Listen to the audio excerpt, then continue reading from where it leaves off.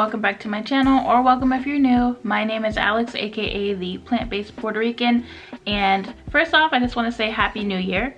I'm really excited to create some new content this year and keep the ball rolling with my vegan recipes. So speaking of recipes, that is what today's video is. If you clicked on today's video, obviously you know that already, but I was trying to think of what recipe to do next, and I figured let's do an easy quick recipe that's also really delicious. So today we'll be making Cuban Pastelitos De Carne, but vegan of course, so we'll be using impossible meat instead of beef. Now yes, this is not a Puerto Rican recipe, but this is a recipe I grew up with as a kid. My mom used to make them all the time, and they're just like a really yummy, light, flaky snack or a treat. And you can make them either for dessert if you want to just have a guava filling, or you can make them for the version we're doing today, which is like a sweet savory version that you can have just, you know, for a snack or a meal. So this is going to include a sweet meat filling that we will be using impossible meat for, and it also does have raisins in it. You don't have to put them if you don't like raisins, but I'm not even gonna lie, this is like maybe the one and only dish that I will say is a savory dish that actually goes really well with the raisins. So I'm really excited to show you this recipe, and if you're interested, let's get in the kitchen. I'll show you how I made them. So starting off, you're just going to want to take 1 pack of impossible meat and a little bit of olive oil in a pan and let that brown for a few minutes. I personally like to let mine brown until it starts to get caramelized and almost a little bit of crispy edges, at least on one side, because it gives the impossible meat a firmer texture, which is a lot more appealing when you have the finished filling. It just holds up better and doesn't get mushy if you cook it that way. And don't worry about it drying out, because all the ingredients we will be adding will bring back a lot of moisture to the filling itself. I then am going to add some diced onions, my sofrito, and we're using golden raisins for this recipe. So like I said in the intro, if you don't like raisins, you can definitely skip this part and leave them out. But if you want to trust me here, they actually go really well and it tastes so good. It kind of makes the dish, for me at least.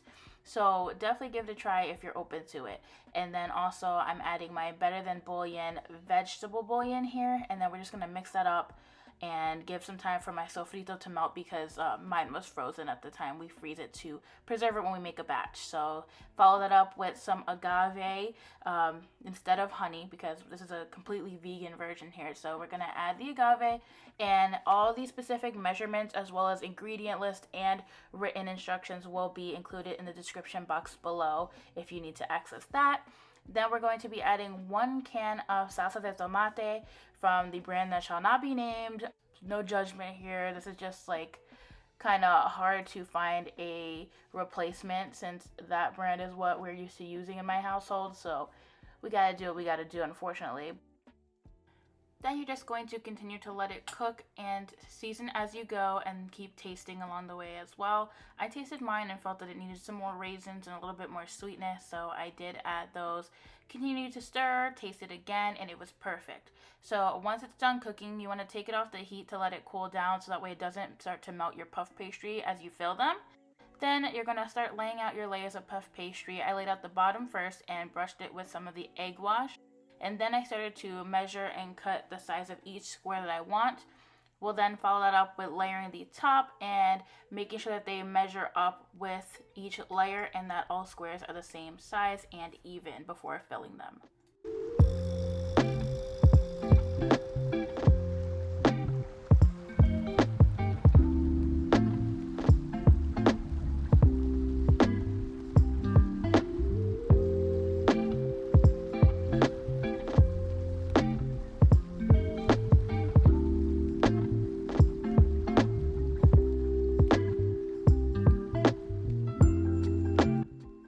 Once all your squares are cut, you're going to start filling. I did about a tablespoon in each square, because you want to make sure it doesn't seep out of the edges when you go to seal them. So I'm just going to go through and fill each one, and then just press them down a little bit so they stay close together up until I'm ready to seal them and pinch them closed.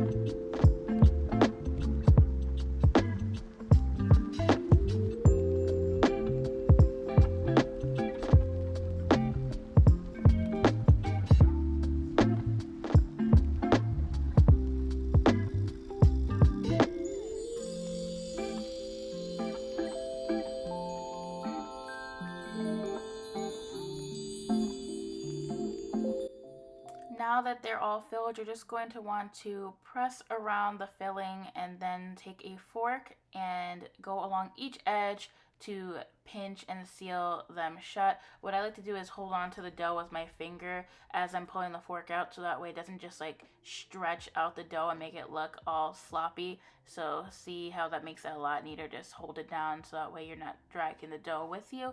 Just keep doing that to each one and transfer to a greased baking sheet and get ready to pop them in the oven.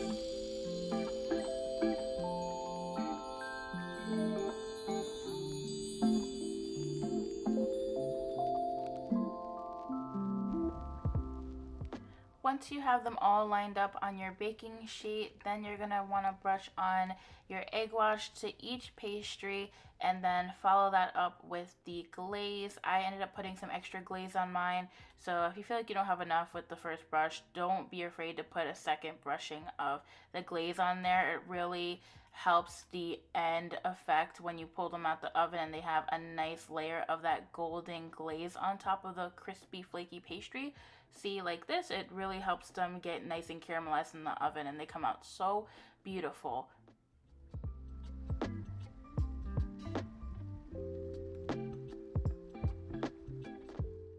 And there you have it, the finished pastelitos. They came out really delicious, and I hope you found this recipe helpful. If you do make them yourself and enjoy them, let me know. And also, if you have any recipes you'd like to see me recreate, please feel free to leave those in the comments. I'll see you in the next one. Thanks for watching.